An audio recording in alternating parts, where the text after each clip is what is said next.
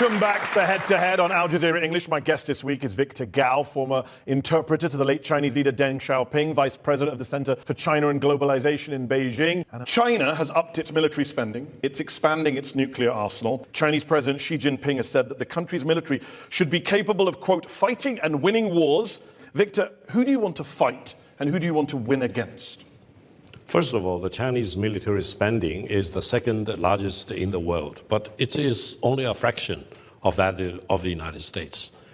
China's military spending is for peace. You say it's for peace, but your neighbors don't agree. Your neighbors are pretty worried about you. You go through the list: Japan, India, and the Philippines. Those are the elected governments of countries representing over 1.6 billion people in Asia. This is not the United States. This is not the West. These are your Asian neighbors saying, we're worried about China. Since 2022, China has increased military drills around Taiwan. Since then, there's been almost daily activity involving China's warships, drones, cyber attacks against Taiwan. China is getting ready to invade Taiwan, isn't it? There is only one China. Taiwan is part of China, and the government of the People's Republic of China is the sole legitimate government for the totality of China. The exact status between the two sides of the Taiwan Strait is the unfinished civil war back in 1949. So ever since the beginning of the 1980s, China does not want to use a war to solve this unification problem. You don't want to use a war, but you're surrounding it with ships, drones, cyber attacks, and making lots of threats. Each time when the separatists in Taiwan want to push the edge of the envelope, they will come across more and more demonstration of the commitment of the Chinese nation to eventually achieve peaceful reunification or otherwise. Your defense minister said anyone who dares to pursue independence for Taiwan will be crushed into pieces and face destruction. Sounds like a truly peaceful guy. That's a real statement, because if the separatists really want to push the edge of the envelope with the aid of some big country, for example, which wants to use Taiwan as a proxy in its own geopolitical rivalry against China, then wait until you see what will happen. Reunification will be achieved.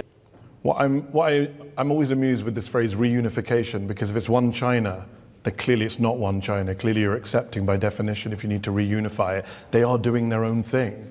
And why this obsession with Taiwan? You are a country of 3.7 million square miles, a population 60 times that of Taiwan, economy 20 times the size of Taiwan. Why are you obsessed with Taiwan? Why not just leave them be? In terms of defending China's sovereignty and territorial integrity, any inch of land is not 1 inch too much. Any one single person is not one person too many. So we need to achieve reunification. Even though they don't want to be part of your country. 12% of the people of Taiwan say they want to reunify with China. 12%. You can't get more unpopular than that in that. Mehdi, it's not up to the people in Taiwan to decide about the one China policy. You're very blunt in your disregard for people's views, freedoms, dignity. You say you don't care about what they think. You also said in an interview with the French newspaper Le Monde, once we get the island back, we'll have to ask everyone's origins. Those who have Japanese ancestry, who you basically say constitute 10% of the population, will have to pledge loyalty to reunification in writing, otherwise we'll have to help them leave. You're basically calling for the ethnic cleansing of 2.3 million people in Taiwan. No, you remember back in 1945, when Japan unconditionally surrendered, a lot of people in Taiwan who originally came from Japan, they were the rulers of Taiwan at the time, they stayed behind because of the magnanimity of the Chinese nation. Now, several decades later, they account for about 10% of the local population in Taiwan. Now, if you really do your homework, you will realize that those die-hard Taiwanese separatists include many of these Japanese Chinese. But okay. But you would get rid of them. You would get rid of 2.3 million people. No, after the reunification, everyone in Taiwan needs to make a pledge whether they acknowledge there is only one China and Taiwan is part of China. And if they don't make that pledge, they're out. Those who pledge for the one China policy, they are local By the way, citizens. you didn't say everyone. You said of Japanese descent. That is literally ethnic cleansing. You're picking people by their ethnic heritage, making them do a loyalty test. Otherwise, they have to get out of the country they've lived in. It is not a loyalty decades. test. Here, for example, in Britain, if you are a British citizen, you need to support the monarchy.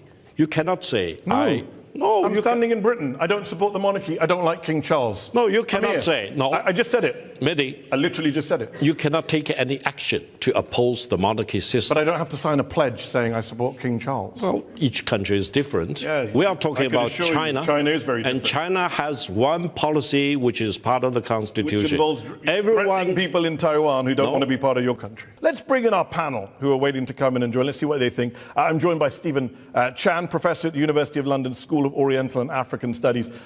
If you're in Taiwan today, how worried are you about a looming invasion?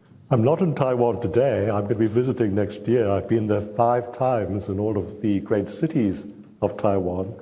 And what I've noticed most conspicuously is that nobody I've talked to wants to rejoin or reunify with China because of their sense of freedom and their sense of self-determination. So I think that if you're going to say our sovereignty matters more than your desire for your own self-determination and freedom, then you're doing something that will not make you popular in Taiwan, and you won't win the argument for Chinese sovereignty over the island. Let's talk human rights, Victor. You've called Uyghurs in China's Xinjiang province your brothers and sisters. How do you feel about the fact that at least 500,000, some say more, of your brothers and sisters are being detained in camps by the Chinese government? That's 5% of the adult Uyghur population, one of the highest imprisonment detention rates in the world. Mehdi, the Uyghurs are a proud ethnic group, one of the 56 ethnic nationalities in China. The Uyghurs, as far as I'm concerned, are my true brothers and sisters. I know many of them. I travel to Xinjiang regularly, and I talk to many of the Uyghurs. Now, if anyone is serious about accusing China of practicing mass injustice to the Uyghurs, give me the evidence. I think Human Rights Watch say 500,000 people detained over the years in recent years. You keep quote Human Rights Watch, and I tell you... Do you know where they got those numbers from? I don't know. Can I tell you? I don't know. I thought you were the expert on You've been to Xinjiang, you've spoken to Uyghurs. You never heard these numbers? I do not know where did they get the source. So their source is the Xinjiang High People's Procuratorate, which has published its own statistics, Xinjiang official body, which says it's convicted 540,826 people prosecuted in the region since 2017. The United Nations Office for Human Rights looked at satellite footage. They say 10 to 20% of the population. Amnesty estimates 1 million people in camps. 500,000 is a conservative number. Mehdi, if you quote that organization, please be assured that that organization has been completely discredited for the false information they came up with. I love this game we're playing. You give me a source, I give you a source. They're discredited. They've said falsehoods. Mehdi, how can let me ask you a question. How many people are in detention in Xinjiang? You give me a number. Listen, if you look at Xinjiang... You give me a number. If you look at... I do not have the number. Why not? Yeah. Hold on. You can't say it's not 500,000 and then say you don't have a number. I have a number. I have sources. How many people do you think are detained? Let me give you my reason. No. I go to Xinjiang a lot. I travel almost So they're your brothers and sisters. Xinjiang. You go there a lot, but you can't tell me how many people are in detention. Listen, they are happier. They enjoy their life. They enjoy their Muslim practices and traditions. Listen. How many people are in detention, Victor? Mehdi, let me be philosophical. No, don't be philosophical. Be numerical. No. How many people are in detention? You said no to 500,000. How about, okay, let's let 250,000. Let me finish my point. Nope. You answer the question. You can't filibuster, Victor, on the show. If anyone how many people do you think independence, they will be dealt with in Got court. it. How many of them are in court and how many in detention? The very small minority. So you don't have a number. You say they're all happy, but you won't let in independent investigators. You won't let in journalists to go there. Why not? They're not allowed to go there. I will be happy to escort you to Xinjiang. Really? I can make that promise. Really? I will speak to the Chinese government. Here's the problem, to the Victor. Chinese embassy. I don't want to escort. I don't want minders. I want to go freely. Will you allow that? I do not make that decision. Oh! A moment ago, you were going to make all sorts of interruptions. Suddenly I said, let me go freely and speak to Uyghurs freely. Can I do that with no minders? I'll be happy. No Chinese government escort. I will be happy to make your case. Oh, just now you said you'd organize it. Now we're about make a case. You can't guarantee. Rehan Assad is a senior fellow at the Atlantic Council, international human rights lawyer. You are a Uyghur who Victor says, brothers and sisters. Your literal brother has been held in an internment camp in Xinjiang since 2016, I believe. Rehan, tell us what happened to your brother and what is your response to Victor, to what you've heard, and what is the latest on your brother, if you don't mind sharing with us? Yeah, my brother Akbar Assad is a prominent tech entrepreneur. In fact, your own media outlet called him a bright star in the tech world. Right before his detention, he was invited on a state gala dinner, and then he disappeared. How could you explain that? Mehdi, again, in China, we have about 20 Muslim ethnic groups. You need to ask one question. Why the extremism existed mostly among the Uyghur communities? Because there are extremists among the Uyghur community who want to separate Xinjiang away from China. Has your brother been convicted of any crime? Supported by CIA and other Western organizations. Okay. Rehan, that's the real truth. Hold on. Talk to the Kazakhs, they don't support. Has your brother been convicted of a crime? According to UN, there's no trial has taken place. He just forcibly disappeared. Actually, it amounts to enforced disappearance. But according to the Chinese government, he committed a crime of inciting ethnic discrimination while he is systematically oppressed. And when I challenged that decision, because under the Chinese law, if you're committed with the alleged crime, that you have 3 years sentence, but he got 15 years. How do you justify that? Then they switched the crime. So how do you even explain this is a rule of law system? You mentioned that if people are not pro-independent, then they're fine in Xinjiang. My brother by no means is pro-independent. In fact, your media outlet, daily media, invited him to exchange information. Did he split the country when he visited Beijing? Are you okay with the treatment of her brother? In front of this very august body, let me make several very brief points. The real crime involved by some of the Uyghur people are agitating for Xinjiang independence. They violate the One China policy. Now, separate from that, different communities may find their own different problems which need to be sorted out in the course of law. And I hope... But our brother's been detained for 8 years. Well, I do not know the charge. I hope I can help you to really look at the case, at the accusation against him. Yeah, I hope your brother is not guilty of inciting for separatism of Xinjiang. If that is the case, then let the law take its course. Well, your media outlet called him a model citizen who is a promoter of ethnic unity in Xinjiang. Have you been able to speak to your brother or see him? No, not at all. For 8 years, he's forcibly disappeared. Up until last month, for the first time, my parents saw him. What kind of justice system is that? You're making a mockery of the rule of law. You're not just detaining them, Victor. They're being tortured. Numerous testimonies the UN has collected. Are you okay with that? Mehdi, when you talk about torture, think about Guantanamo Bay prisons. Oh, my word. Rather than in Xinjiang. Xinjiang is a place of great peace and stability. The accounts of detainees include being beaten with batons, electric batons, while strapped in a so-called tiger chair. 158 being subjected to interrogation with water poured on their faces, prolonged solitary confinement, forced to sit motionless on stools for long periods. You're okay with this? This is the proud China? Probably you are reading the case in Iraq committed by the American soldiers. I'm reading the UN report in August 2022 from detainees who came out of camps in Xinjiang. Your brothers and sisters, but these brothers and sisters you don't seem to give a damn about. How do you know any torture happened in Iraq, out of interest? I know. How? I know for sure. How? I talked to the Iraqi ambassador in Beijing. Okay. He wept in front of me. And I'm sure Rehan's parents have wept, and you don't seem to care. And I hope you will tell your brother, be a staunch supporter of One China policy, be a proud I cannot Chinese tell him he's in prison. She can't tell him because she can't speak to him because you deny access, Victor. China. Victor, she can't speak to him. Are you going to arrange it? Are you going to arrange a visit now? I'll be happy to help you to make a phone call. There's a lot of promises being made here, guys. You should follow up on this afterwards. You are all witnesses. We are witnesses, indeed. Victor, when we talk about freedom of speech, for example, in China, I live in the United States of America, where I can say that Donald Trump is hypothetically, an orange-faced narcissist. I also live here in the UK. I'm British. Here you have Rishi Sunak, the former Prime Minister, was called a pint-sized loser. No one in China has that kind of freedom to talk about their government, to talk about President Xi Jinping in that way. You can't say anything like that. You wouldn't dare say anything like that because you know what will happen to you when you go home. You know what will happen to your family. That's what China is.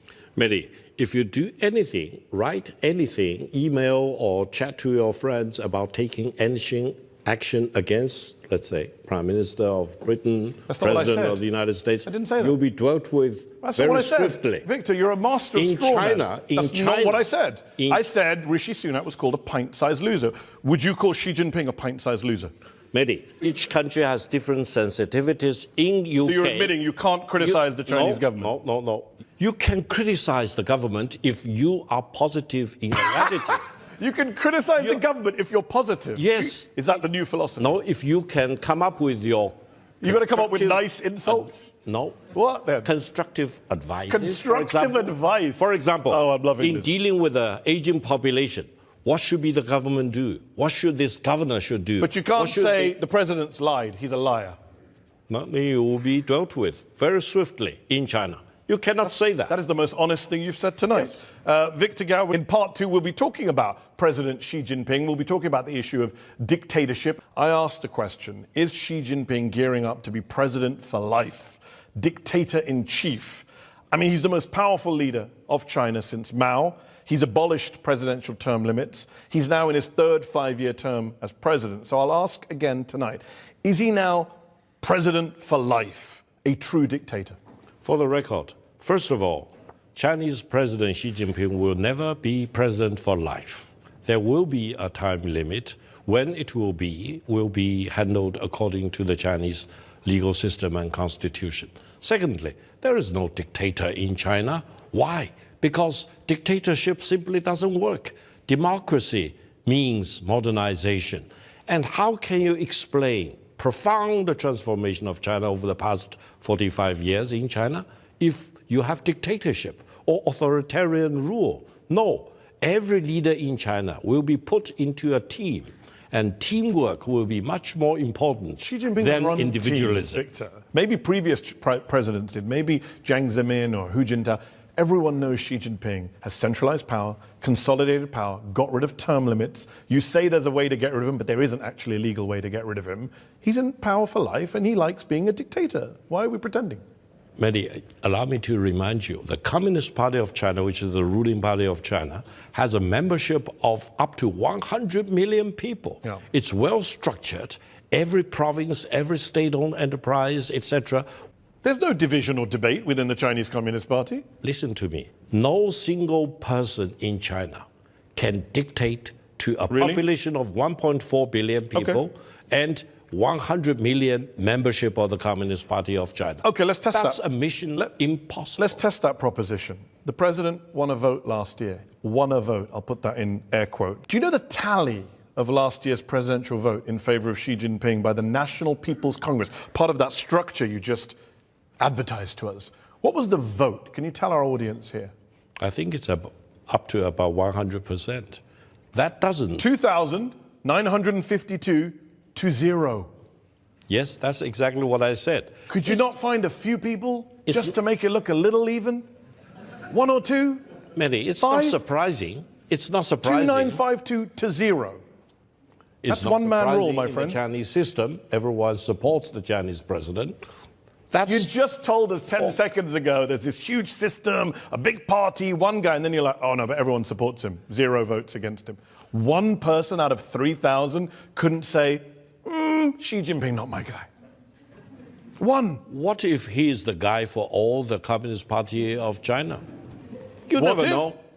Well, if that's the case, then your entire first answer is redundant, because it doesn't matter if there's 100 million people. No. They all have to follow the leader. No, he does command huge respect among the Chinese people, as well as... You say respect, I say fear. Do you know how many names were on the ballot papers that were given in 2013? How many names were on the ballot paper when they went to choose the president? Can you tell our audience? I think there is only one candidate. Yeah, there were no other names. That's a real secure leader. A guy who knows he has the confidence of his people. You get to vote, but only for me, and none of you can actually vote against me. Mehdi, we do not want to end up in a situation with 6 prime ministers in 80 years. Yeah. So you prefer a dictatorship? No, we prefer a system that works for the benefit of the Chinese people. I've not said a word about what works or not. You got great economic growth. Look at the But you're a dictatorship. Growth. There is no dictatorship, Mehdi. You just admitted that there's no name on the ballot paper, no votes against him, and they all just follow him. That's a dictatorship. Mehdi, when you have You a can say succession my name multiple of the king times, after but the it's a queen, dictatorship. How many candidates are there on the ballot paper? How many? What? King and queen? When the king succeeds the queen, Yes. how many candidates are there on the ballot paper? How many? Does that make Britain not a democracy?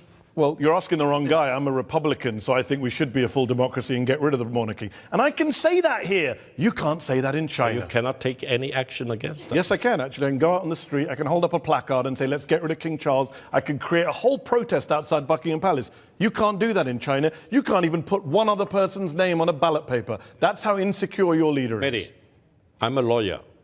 In my capacity as a lawyer, I can give you a long list of things that you cannot do regarding the monarchy here in Britain. I'm not debating that. I'm saying that we have an elected government. We get to choose. We get to swap 6 prime ministers, God help us. But we get to pick. Everyone in this room who's a citizen gets to pick. Listen, you end up with your mini budget, which bankrupt the whole country. But that's an honest answer, Victor. But Victor, I admire that because that's an honest answer. Your answer is, it's a dictatorship that works. At least say that. No. No, you can't. You keep dodging. One minute you say, it's not a dictatorship. Then I show you it is. You say, but it's working. We've got growth. Mehdi, pick one. Mehdi, if that is your point, I will seriously urge you to do more homework about how the Chinese system works. Okay, let's talk about the Chinese system, because I did a little bit of homework. Did you know that Xi Jinping put his name in the Constitution? That's weird. Well, the leader of the country put his own name in the Constitution while he's president. No one's done that since Mao. None of the other Chinese presidents, not Hu Jintao, not your old boss Deng Xiaoping, none of them did it. Did they? Or am I wrong? It's wrong.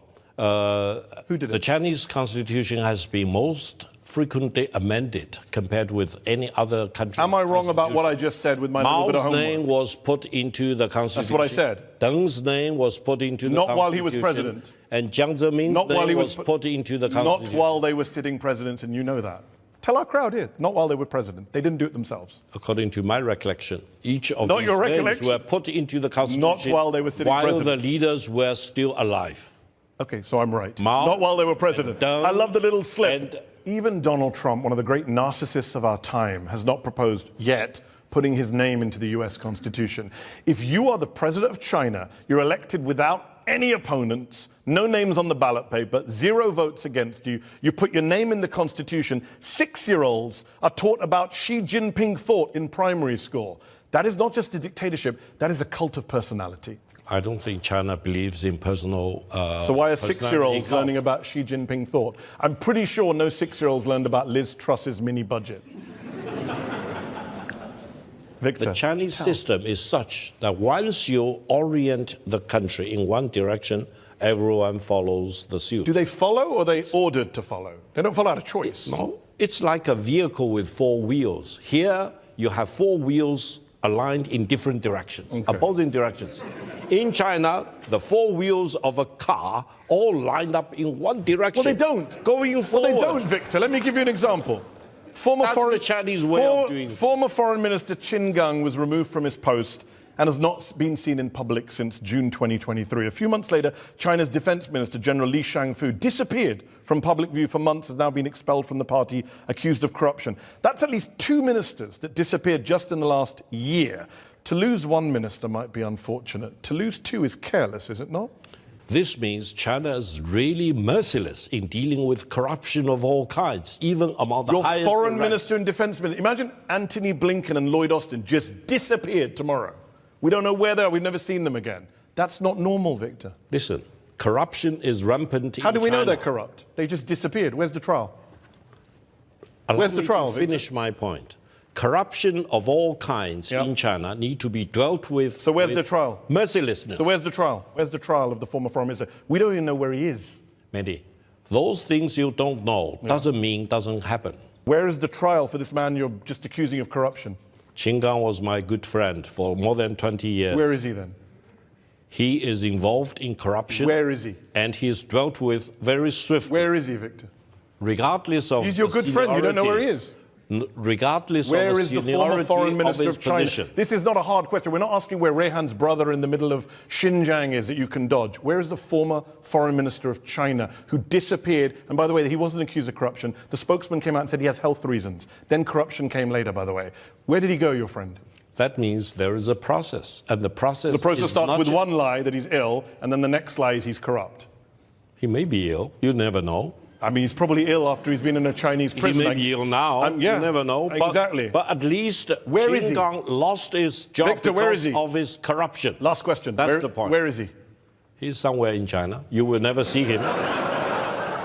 He is among the 1.4 billion people. And no, it's not just him. There's many other people who have disappeared. The previous defense minister disappeared. The Ministry of Industry and Technology disappeared. The former Interpol president disappeared. In China, you just disappear if they don't like you. That's the rule of law in China. I'm so happy they disappear, because if they keep doing their job, they will bring greater disaster. Victor, be careful what you wish for, because everyone's watching this show, and if you get something wrong tonight, maybe you disappear. If I disappear, I hope you will bail me out. I'm going to go to the lady there on the fourth row. Yes, you. My question is, you just now made claims about there's free speech in China, and it's possible to criticize the Chinese government. Can you please demonstrate that free speech and tell us what are Xi Jinping's two worst mistakes in the past 5 years? Great question. If you can demonstrate to us that it's okay to criticize Xi Jinping, the Chinese government, and China, or even just say Xi Jinping kind of resembles Winnie the Pooh, would be good enough for me. Thank you. Victor, do you want to take that question? Well, thank you. I would say China need to make more prompt, take more prompt actions in dealing with the dramatic aging population in China and the dramatic demographic decline. Do you think Xi Jinping's to blame for not being fast enough on aging? No, I think the whole Chinese government, including the Central Committee, State Council, local government, need to take actions quickly to reverse that dramatic aging population problem. And then we'll go to that gentleman there. You next after this one. My name is Sonam Frazi. I was born in Tibet before the Chinese invasion of Tibet. Unfortunately, 1.2 million Tibetans have died, and we have been made refugees. My question is, Tibet, after 74 years of Chinese rule, is still under lockdown. No journalists, no individual tourists, even Tibetans are not allowed to see their families. What is China afraid of to keep Tibet in such a tight control and Tibetans in such an inhuman existence in our own country? Sir, ever since the Yuan dynasty, Tibet has been part of China. Through different dynasties, different historical periods, I can assure you, during your lifetime and mine, Tibet will always be part of China. Why are you so insistent on ruling places that don't want to be ruled by China? No, Tibet, China. Taiwan, they're not happy in Xinjiang. Tibet being part of China doesn't depend on whether you like it or not. It's a megatrend of our time. A megatrend. And you need to accept that before you will feel free to go back to China, so you visit Tibet. You sound like you're threatening the man. No, I'm not. You said you have to accept that before you can go back. He's from that place. You live in peace in Britain, that's good. But he's a refugee. But if you want to go back to Tibet, acknowledge Tibet is part of China, period. And what if he doesn't? He can't go back to his home? You cannot go back.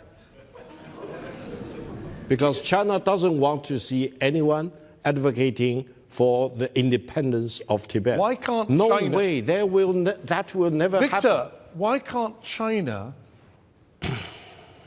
rest on its own merits? Why the bullying and the threats? We're going to break you to pieces, Taiwan. You can't go back until you sign this document or that declaration. Why the insecurity? Second biggest economy in the world, major power. You sound so insecure.